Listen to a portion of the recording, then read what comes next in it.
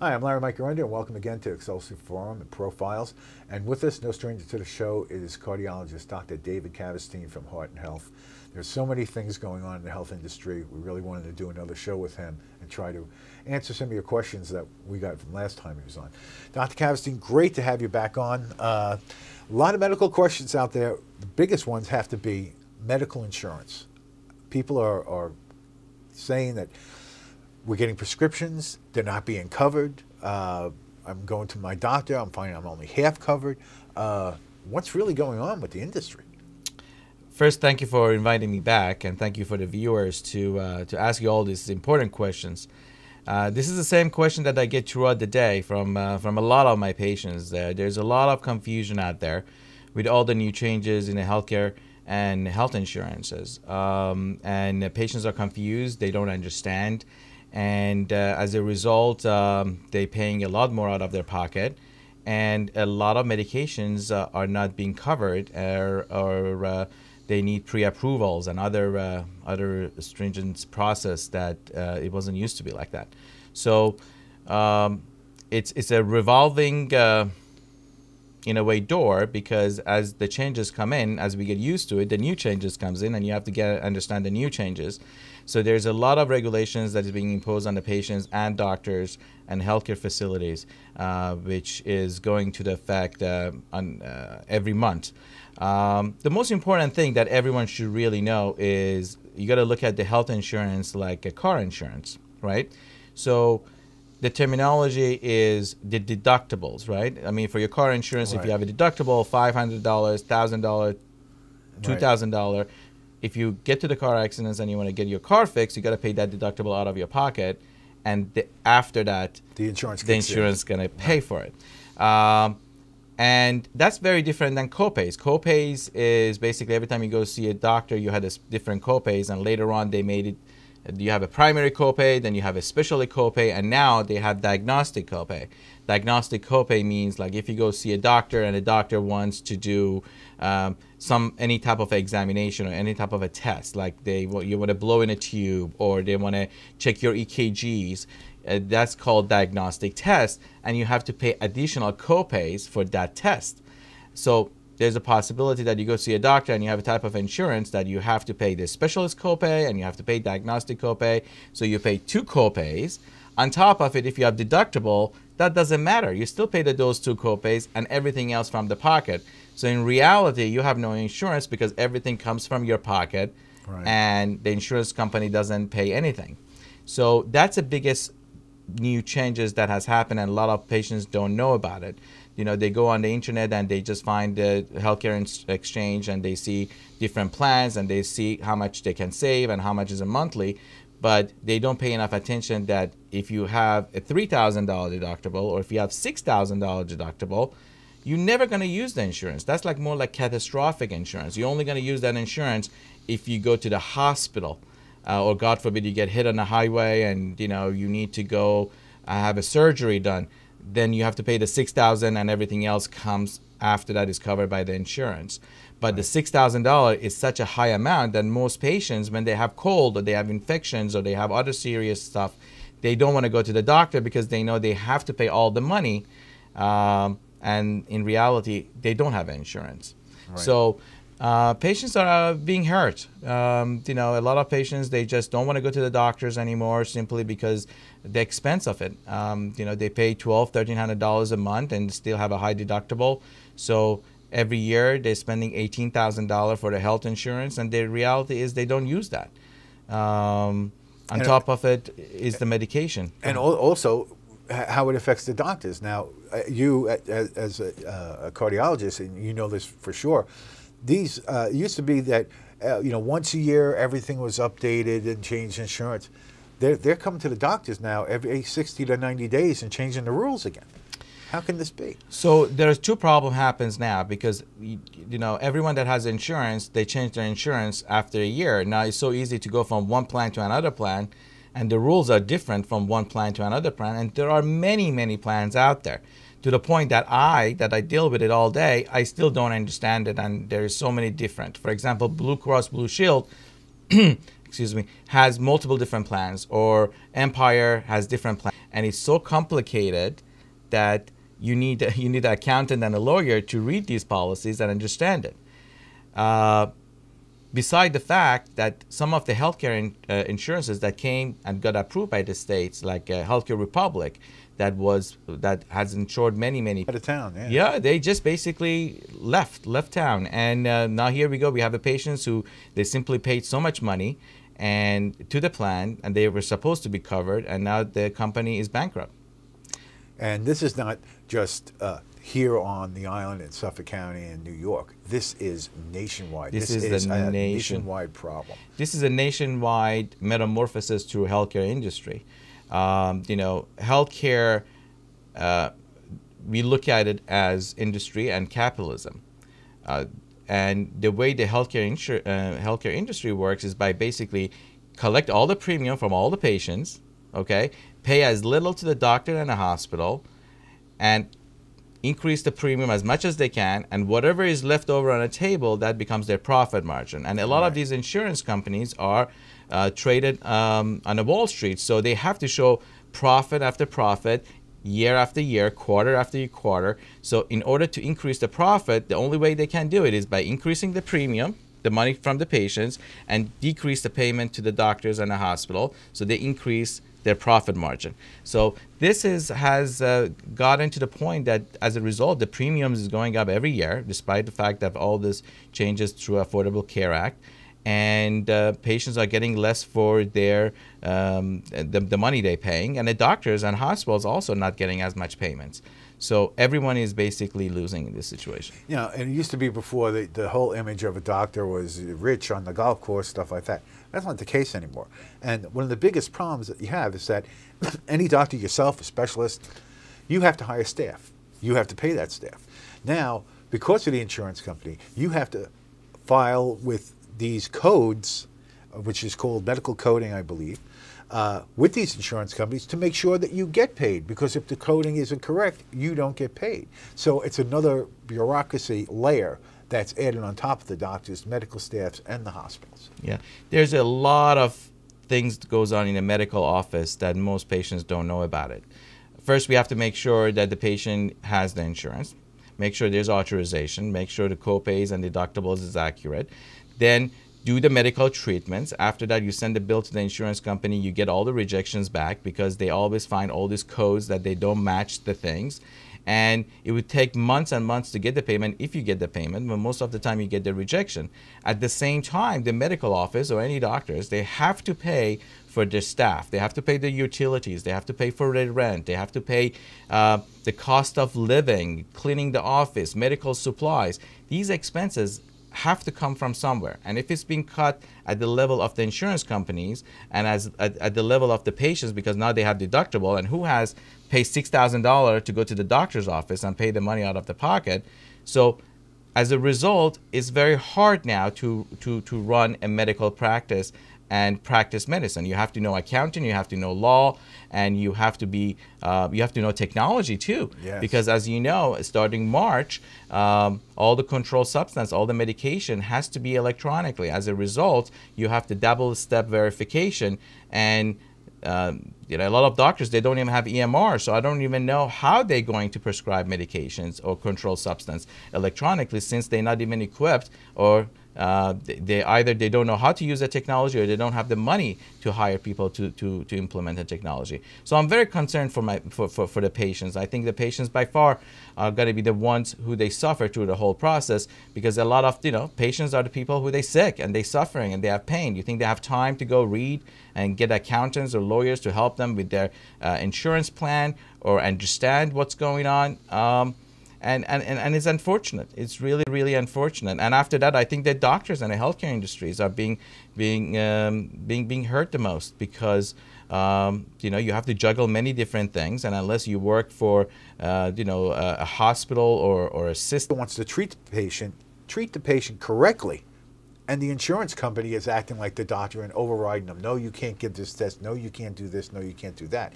And it's got to stop somewhere. It really does, because now as we move into the future, and one of the subjects we were going to bring up next is that we have all these crazy infectious diseases that are coming up, and you know, how are we going to cure this new Zika virus that's out now? Well, insurance is not going to cover it because they don't know it. It's new technology, or all these other excuses. You know, the relationship between the doctor and the patient is a very secret relationship. It's something that it's been on throughout the history of mankind. It's a private relationship. It has to be confidential, and there has to be a trust. If you don't have a trust with your doctor, you better find another one. And you have to understand, you have to ask the questions, but at the same time, you have to know that, and you have to believe that your doctor knows better and more than you and is there to help you. Otherwise, what's the point of going to the doctor? May as well go on Google, check your symptoms, and take the medication that the Google recommends. And I believe in the United States, as a good citizen, you know, every good citizen deserves to have food, shelter, and access to medical care. And we shouldn't be in 2016 arguing about a patient who is scared of going to the doctor because has a high deductible, or doesn't want to get a colonoscopy done because has a high deductible, or the insurance doesn't cover a CAT scan because of he had a chest X-ray, or needs to get an MRI instead of the CAT scan. This is all making the treatment very complicated, and ironically, it makes it more costly to do it this way than simply do the right procedure for the right disease and right condition and help the patient. So, and I think this is what has been affecting the doctor-patient relationship in our time, and as a result, I think a lot of patients are suffering. They're not getting the treatment, and their condition is getting worse, and they feel kind of powerless. And the other thing that happens, and this is where it's a catch-22. It's a horrible loop. You have these people who are sick, sometimes with infectious diseases. They can't, their insurance won't pay. They decide they're not going to go to the doctor. They're out there walking everywhere, touching everything, spreading these germs more and more. So now what you have is like this viral infection that goes out and goes around, and more people get infected, and more people can't afford to go in, and they stay home sick. And then soon, you know, it can become these epidemic proportions, like I was saying before. And like I said, we have that new disease, that Zika disease, and they're saying that it's coming from mosquitoes. Now it's transmitted sexually. They believe it may be on transfusion. And I know the public really wants to hear about that. So I was wondering if you could just fill us in a little bit more about that. So Zika virus is actually recently discovered in Brazil. And the way they discovered it, they realized that actually mother and daughter team, they realized that the kids that they're OBGYN. So the kids that they were being born, their heads is smaller, and they narrowed it down to the mosquito being transferred like malaria from mosquito from one person to another person. And the mosquito's name is Aedes mosquito, A-E-D-E-S mosquito. It's a type of mosquito that is everywhere. Basically what it happens is like they suck the blood with a virus into their body, and they go from infected person to the other person, and the virus could be in the body for some time. We don't know exactly the incubation period, but acute phase of the infections, once a mosquito bites and the infection starts to disseminate through the body, is the similar viral infection symptoms like fever, aches, headache, muscle pain, joint pain, conjunctivitis. Any has sexual intercourse with someone, or donates the blood, because the virus is in the bloodstream, and this virus is just basically transmit through through body fluids. And they may not know they have it. And they don't. Sometimes they don't know, because only 1 in 5 people seems like they become symptomatic. Some people they're just carrying and they don't know it. Right. And pregnant woman has it during the gestation, affects the baby, and the baby, is being basically born with a not fully developed brain. And that's a problem, because think about it this way: now you have a baby that could have been healthy and good, and now it's going to have disabilities. And now again, this brings us back to the same thing. The insurance company is going to be like, well, we've never heard of this. It's new technology, so we're not going to pay for it. I don't know about that. I mean, I don't want to hypothesize, because I think it's so new that I haven't heard anyone being rejected for Zika virus, and I don't want viewers feel that the insurance company is going to reject you if you want to get treatment for Zika.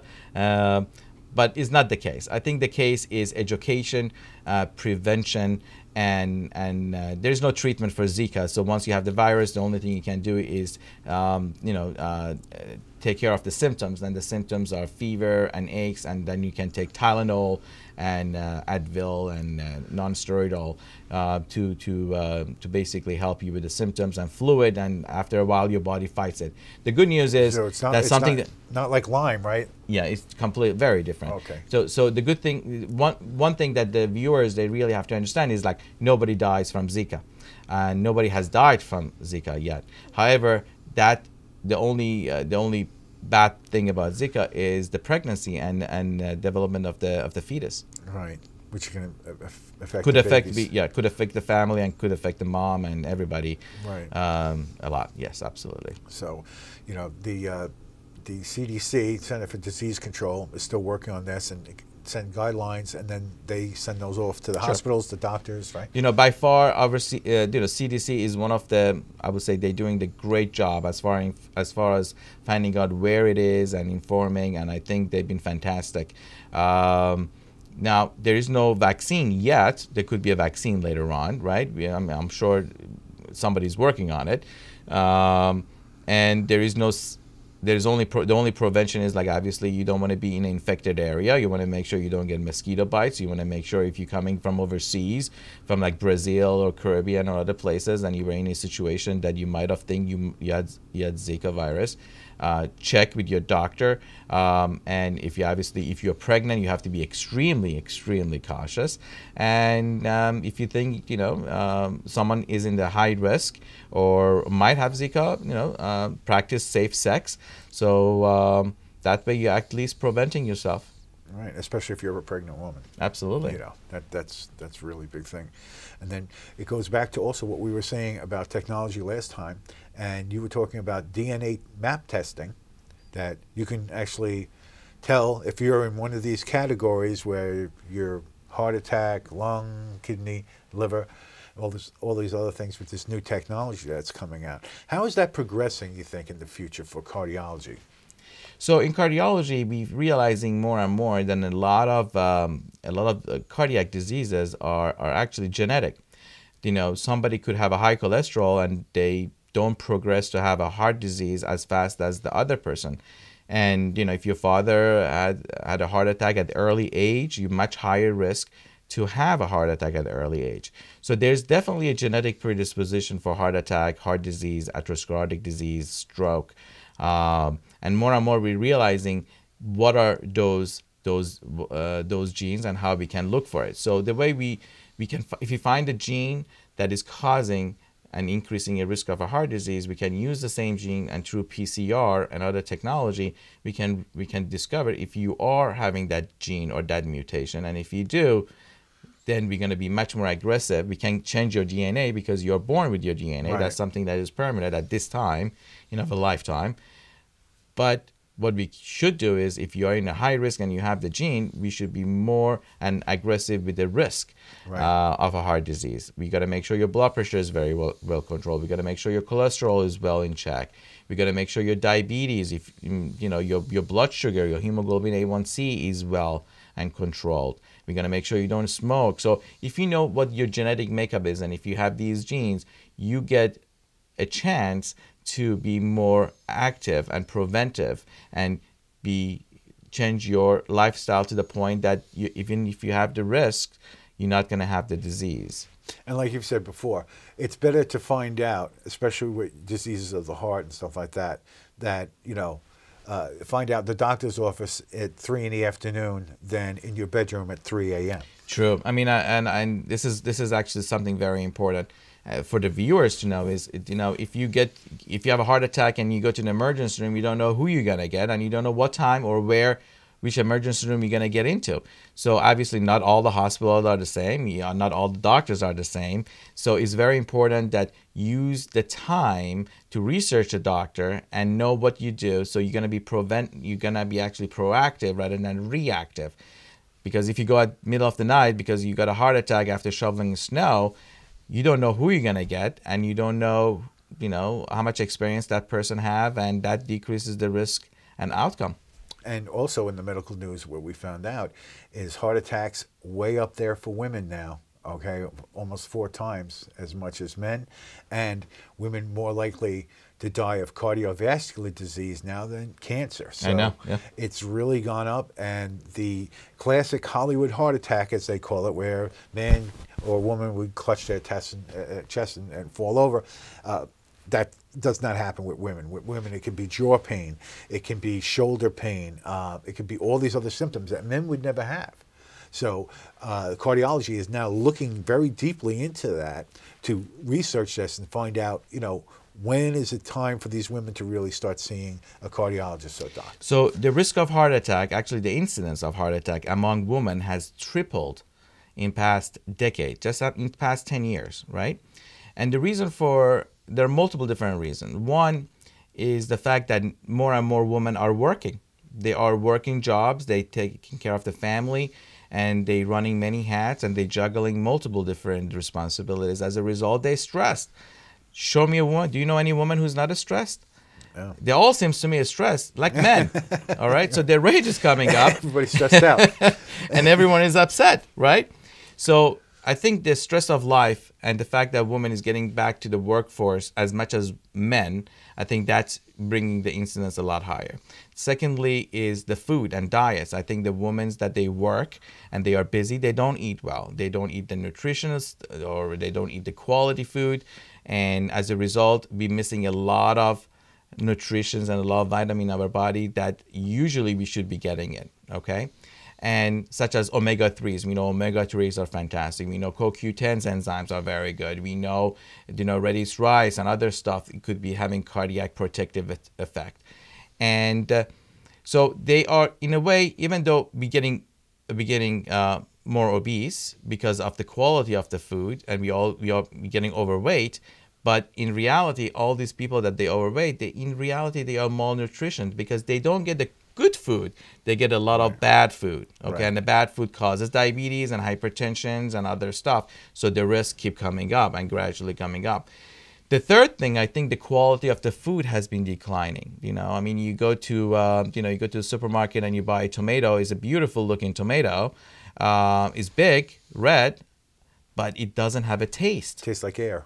Right, which is these with GMO, genetically modified They're all foods. genetically modified food, corn syrups, all now people have gluten allergy. I don't know. Could that be because they are genetically modified? Now people have gluten allergy all of a sudden because somehow our body doesn't recognize this glutens that not genetically modified. That's a possibility. Right. We're using hormones in the food. We're using pesticides in the food, right? So you combine all these small little factors together, and that's what you see more and more people having heart attack and cancer too. Cancer is becoming epidemic. It's very normal in my room, in the office, that I hear, oh, I just got diagnosed with breast cancer. I just diagnosed with colon cancer. I just diagnosed with lung cancer. It used to be a taboo. Someone has a cancer, it would be like a death sentence. It was, oh my God, he has a cancer, really? Now it's like I have a flu or I had diarrhea yesterday. Meanwhile, they were diagnosed with a cancer and they get chemotherapy and radiation.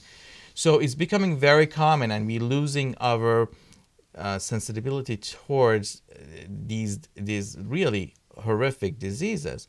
And I think it's all environmental. I think it's all what we eat. I think it's all because of the stress, and as a result, they basically causing your body to react either by heart attack or by cancer or by stroke, and these are the changes we have right now in 2016. And cancer basically is a mutation. So if you're throwing mutated things into your body, it's not going to help.